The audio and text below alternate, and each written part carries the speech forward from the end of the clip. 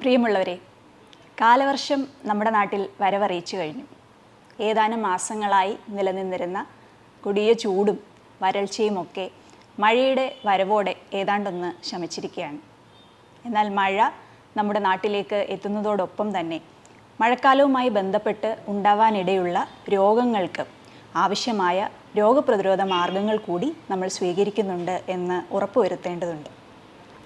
ഇത്തരം രോഗങ്ങളിൽ ഏറ്റവും പ്രധാനപ്പെട്ടതാണ് ലെപ്റ്റോസ്പൈറോസിസ് അഥവാ എലിപ്പനി എന്ന രോഗം. ലെപ്റ്റോസ്പൈറ എന്ന ഒരു ബാക്ടീരിയയാണ് ഈ രോഗം നമുക്ക് ഉണ്ടാക്കുന്നത്.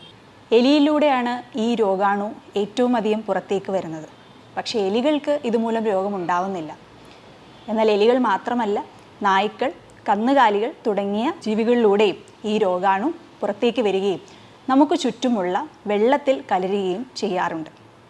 ഇങ്ങനെ ഈർപ്പമുള്ള മണ്ണിലും അതുപോലെ തന്നെ വെള്ളത്തിലും കലരുന്ന ഈ രോഗാണു 2-3 മാസക്കാലത്തോളം ഈ ഈർപ്പത്തിൽ തങ്ങി നിൽക്കും.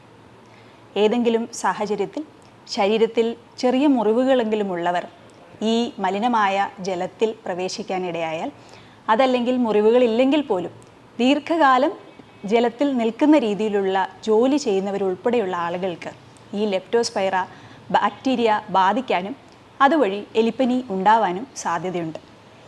എന്നാൽ തികഞ്ഞ ജാഗ്രതയുണ്ടെങ്കിൽ ഈ രോഗം നമുക്ക് വരാതെ തന്നെ പ്രതിരോധിക്കാം.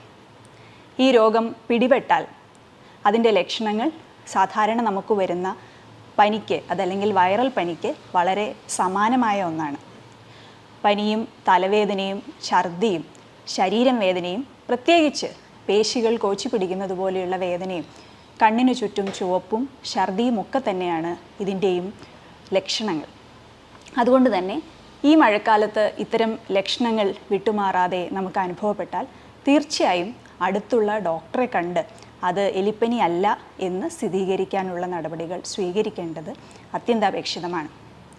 ഈ രോഗം വരാതിരിക്കുന്നതിന് മലിനജലത്തിൽ കുട്ടികൾ ഉൾപ്പെടെയുള്ളവർ അവധിക്കാലങ്ങളിൽ കളിക്കുന്നത് തടയേണ്ടതുണ്ട്.